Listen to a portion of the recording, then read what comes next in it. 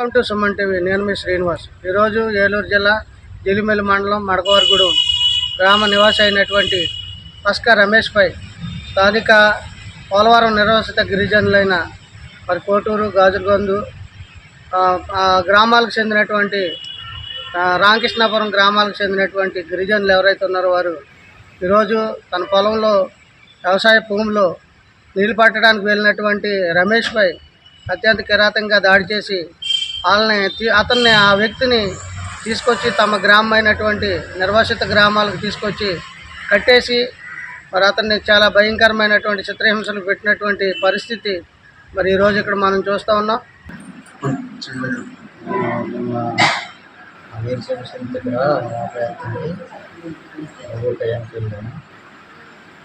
సమయంలో రాజుగొంది కోర్టుకు సంబంధించిన వాళ్ళు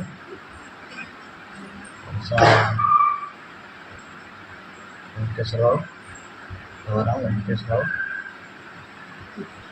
సంతు పోస్ట్ రెడ్డి. సరే, ఎంతమంది వచ్చారండి అన్న? 9 మంది దాకా. ఎలాగా బాగా నువ్వు ఎందుకు వెళ్ళావు అక్కడికి ఆ టయానికి? వాళ్ళకి మీకు ఏమన్నా పాత గొడవలు ఏమైనా ఉన్నాయా? పాత గొడవలు అంటే మాకు జరుగుతున్నాయి. భూమి గురించేనా? భూమి గురించే. నేను కొట్టేసి ఏమన్నా చేశారా లేదా? అక్కడి నుంచి దేంతో కొట్టారు? కత్తితో నరికారు దాని మీద. సిగరెట్ పెట్టేటప్పుడు కొత్త వెంకటేశ్వరరావు చేతితో నరికారు. చేతితో కాలు పట్టి పొద్దుతో పొడిచారు. కొన్ని సంవత్సరాలుగా పోరాటం కొంచెం గవర్నమెంట్ నుంచి స్థలానికి ఇచ్చారని అందులో దేశాన్ని వేసుకున్నాము.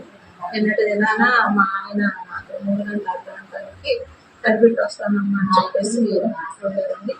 ఈయన చుట్టూ దిగుతా ఉంటే అక్కడ స్థానికంగా ఉన్న వాళ్ళు కొరస వెంకటేశ్వరరావు, వెంకటేశ్వరరావు అనేవాళ్ళు వాళ్ళని కొంతమంది వచ్చి మా ఆయన మీద దాడి చేసి కర్రలతోనూ కొట్టారంటండి. ఆయన ఇప్పుడు కత్తితో గాయపడబడ్డారు. తల మీద నరికారండి. నాకు పొలం పనులు చేసుకుంటాను కానీ గుర్తుండదండి. నాకు ఈ విషయం కూడా తెలియదు. నేను పనుల నుంచి వచ్చేటప్పటికి మీ ఆయన పరిస్థితి క్షుణ్ణంగా ఉంది. హాస్పిటల్ జాయిన్ చేశారని తెలియదు. పుటావతిగా హాస్పిటల్ అంటే ఆయన పరిస్థితి. నా పేరు మడకం వెంకటేశ్వరరావు. గోండవన దండకారైన పార్టీ ఆంధ్రప్రదేశ్ రాష్ట్ర కార్యదర్శిని. ఏలూరు జిల్లా జిలిమెల్లి మండలంలో నిన్న ఈనారాయణపురం రువేణిలో అక్కడ పనిచేస్తున్నటువంటి సప్త రమేష్ అనేటటువంటి ఒక గిరిజన యువకుడిని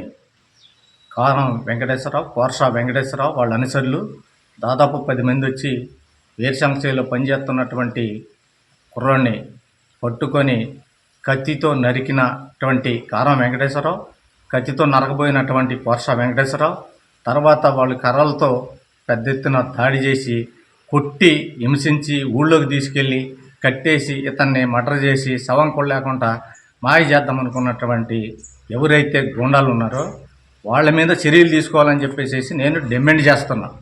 ఈ దాడిని తీవ్రంగా ఖండిస్తున్నా. దీనికి నిదర్శనం ఏంటంటే ఇక్కడ వీళ్ళు ఇట్లా పేటరేకి పోవడం కారణం జీలిమెల్లి ఎస్ఐ ఈ కాంతి కుమార్ ఎవరైతే ఉన్నారో ప్రతిసారి కూడా ఈయన ఎవరైతే అక్కడ నేరస్తులు ఉన్నారో నేరస్తుల్ని వాళ్ళు కాపాడుతూ ఉన్నాడు. నేరస్తుల పట్ల చాలా సాఫ్ట్గా ఉన్నాడు. అంటే ఇది ఎంత ప్రమాదకరమైందో నేను ఈ రోజున వివరిస్తున్నా. కాబట్టి ఈ రోజున మేము మా హక్కుల కోసం మాకున్నటువంటి భూమి అది కోర్టు ఆర్డర్ కూడా ఉన్నాయి. WP నెంబరు 651/2023 ఆర్డర్ ఉంది, స్టే ఉంది, పట్టాలు ఉన్నాయి. ఆ భూముల్లో ఎవరో ఇక్కడ వలస వచ్చినటువంటి వలసబాదులు ఈ ప్రాంతానికి వచ్చి వాళ్ళు ఇక్కడ మొత్తం దుర్మార్గమైన పద్ధతిలో హత్యలకి మర్డర్లకి వాళ్ళు ఇక్కడ తెరలేపుతున్నారంటే దీనికి అంతటికి కారణం వ్యవస్థలు. దీని అంతటి కారణం పోలీస్ వ్యవస్థ కానీ రెవెన్యూ వ్యవస్థ కానీ వాళ్ళ పట్ల మరి సాఫ్ట్గా ఉండటం వల్లనే ఈ రోజున వాళ్ళు అంత పేటరేగిపోతున్నారు. నేరస్తులను ఎప్పుడైతే అధికారులు ప్రభుత్వం వీళ్ళ మీద చర్యలు తీసుకోకుండా వీళ్ళ పట్ల సానుకూలత ఉంటారో అటువంటిప్పుడు ఇక్కడ నేరాలు పెరిగిపోవటం కాదు, దుర్మార్గమైన పద్ధతుల్లో హత్యలు మటలు కూడా జరుగుతాయి. కాబట్టి మేము దీన్ని వదిలిపెట్టే పని లేదు. దీని మీద చర్యలు తీసుకోకపోతే రేపొద్దున భవిష్యత్తులో జరిగేటటువంటి పరిణామాలకి పోలీసులు ప్రభుత్వం యంత్రాంగం బాధ్యత వహించాలి.